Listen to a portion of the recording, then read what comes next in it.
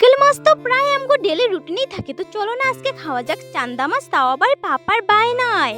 তো hello everyone, আমি তোমার ভালোবাসার কবিতা। তোমরা সবাই কেমন আছো? আশা করি অনেক অনেক ভালো আছো। আমিও ভালো আছি। তো আমার ছোট্ট মিনি ব্লগে তোমাকে অনেক অনেক অনেক অনেক স্বাগত।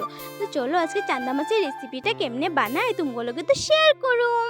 তো দেখো আমি প্রথমে মাছের মধ্যে হলুদ লবণ এগুলি দিয়ে মেরিনেট করে অল্প টাইম রাইখা দিছি, যেহেতু চান্দা মাছ ঠাস ঠাস করে ফুটে, বুঝছো? তো কি করা যাবো, পাপার যেহেতু বায়না বানাইতে তো লাগবোই। তো পাপা কইতেছে মা জলদি বানাও, আমার তো প্রচুর খিদা পাইছে। আমি কই র বাবা, আমি তো বানাইতেছি না, আমার বানাইতে তো সময়টা দে। যেহেতু বহুত রাত হয়ে গেছে বন্ধুরা, কি কুমোর বহুত রাত 9টা মান বাজে। আমগো গ্রাম অঞ্চলে রাত 9টা বাজলে বহুটুক বাজে, যেহেতু আমগো 9টার সময় খাওয়া লওয়া সব কমপ্লিট হয়ে যায়। তখন আনছে বাবা বাজার থেকে মাছ। তো এটা পাপার বায়না, আমি তো তোমাকে আগে কইছি পাপার বায়না তো আনতেই লাগবো। তো রাত 9টার সময় বাবা মাছ আনছে, আমি সুন্দর করে ধুইয়া মেরিনেট করে রেখে যে মাছগুলি সুন্দর করে ভাজা লেগেছে। এত পরিমাণ সুন্দর ভাজা হয়েছে যে আমগো ঘরে মাছ কম ভাজা খায় না, পুরো কড়া করে লাল লাল করে ভাজতে হয়। তো যেহেতু লাল লাল করে বাজি আগে বাজ্জা লইছিলাম বেগুনের বড়া, তো ওই তেলের মধ্যে আমি ছাইড়া দিচ্ছি মাছ। তো তোমরা আবার এই বাজ্যে কমেন্ট করবা না যে তেলটা কালো আছে কিলিয়া। তো আমি ওইটা লেগে ওই তেলে দিয়েছি। যে আমরা গরিব মানুষ বন্ধুরা, আমরা এত তেল খাইতে পাই না, যেটুকু আমি ওই তেলটা ফালাইছি না, ওই তেলের মাঝে আমি দিয়ে দিছি মাছটা সুন্দর করে কড়া করে ভাজ্জা লইছি। ভাজ্জা আবার নামায়া তারপরে আমি আলুটি সুন্দর করে কাটটা ধুইয়া রাখা দিছিলাম, রাখা ওই মাছের গামলাতে থুয়ে দিছিলাম। তো মাছটি সুন্দর করে ভাজ্জা হচ্ছে নামায়া আমি আলুগুলি সুন্দর করে কড়াই দিয়ে দিছি। আলুটা ভাজ্জা বানালে তরকারিটা খাইতে বহুত টেস্ট হয়। তো পাপা আব্বারই আয়া করতেছে মা ভাত দেও, ভাত দাম করে র বাবা, আলুটি মাত্র বাঁচতেছি, তরকারিটা বানালে তারপরে খাবি। তো বন্ধুরা, কত মানুষে কয় যে এত কেলিগে ভিডিও করো, এত কেলিগে কি করো। তো কও তো আমি কি কিছু খারাপ কাম করি? যেহেতু আমি ভিডিওই বানাই না, এগুলি ব্লগ দিই। তো তোমাকে কিরকম লাগে তোমরা আমার অবশ্যই কমেন্টে জানাইবা। আর কে কে লোকাল মাছ খাইতে ভালোবাসো ওইটা ভুলবা না, কিন্তু আমি তো লোকাল মাছ খাইতে ওই একটুকু ভালোবাসি না। আমি যেহেতু খালি চান্দা মাছ খাইতে ভালোবাসি, যেটা সত্যি কথা।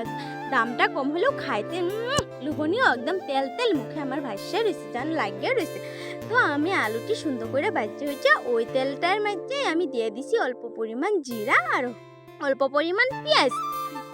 তো পেঁয়াজটা দেওয়ার পরে আমি দিয়ে দিছি শিলপাটায় বাটা মশলা। আমরা গুঁড়া মশলাও খাই না, শিলপাটায় সুন্দর করে কষা বাটতে লইছি।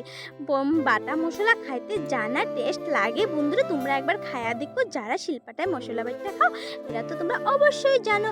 তো বেশি কিছু আমি বাটতে দিছি না, সামান্য অল্প মরিচ আরও জিরা আরও পেঁয়াজ, একদম সিম্পল রান্না। তো এটা আমি সুন্দর করে আমি বাটা শিলপাটায়, তারপরে আমি পেঁয়াজ জিরা সম্বার দিয়া ওইটার মধ্যে দিয়ে দিছি, সামান্য অল্প পরিমাণ পানি অ্যাড করে দিছি। পানিটা অ্যাড করেছি কারণ যেহেতু মশলাটা যেতে কড়াইয়ের মধ্যে লাগে না ধরে না পুড়ে। তো আমি সুন্দর করে মশলাটা কষাইতে আছি, যেহেতু মশলাটা কষাবা এত পরিমাণ স্বাদ লাগবো, তরকারিটাকে টেস্ট তত পরিমাণ বাড়বো, বুঝছো নাকি? তো কিছু মানুষে আমার বহুত কথা কয়, আমি ঘর থেকেও বাইর হতে পারি না জানো, শুধুমাত্র তুঙ্গল সোশ্যাল মিডিয়াতে ভিডিও করে দেখা। ও তো একদিন না একদিন তো সফলতা পাবো না। তো আমি এই যে দেখো মশলাটা সুন্দর করে কষানির পরে দিয়া আমি আলুটি ভাজা রাখা আলুটি আমি দিয়ে দিলাম। ভাজা রাখা আলুটি দেওয়ার পরে সুন্দর করে মশলাটা আমি কষায় নিলাম, আলুটি শুদ্ধ আমি কষায় নিলাম, ঠিক আছে। আর আমার জানো ভিডিওলে বহুত কমেন্ট করে যে আমি এরকম ভাষা কেন কই, দেখো আজকে আমি অল্প ভাষা পরিবর্তন করে ভিডিওটা বানাইছি। আমি সব ভাষায় কইতে পারি কম বেশি, বুঝছো? আমি যেহেতু কই না, ওইটা আমার ম্যাটার, আমার এরকমই ভালো লাগে। আমি এই ব্লগটা তুমগো লেগে বানাইছি, আর এটা আমার এই কথায় আমার নতুন ফার্স্ট ব্লগ। তো আমি সুন্দর করে ঝুলটা ফুটার পরে আমি দিয়ে দিলাম মাছগুলি, ভাজা রাখা মাছগুলি থইছিলাম ওইগুলি আমি দিয়ে তরকারিটা সুন্দর করে জাল দিয়ে দিতেছি।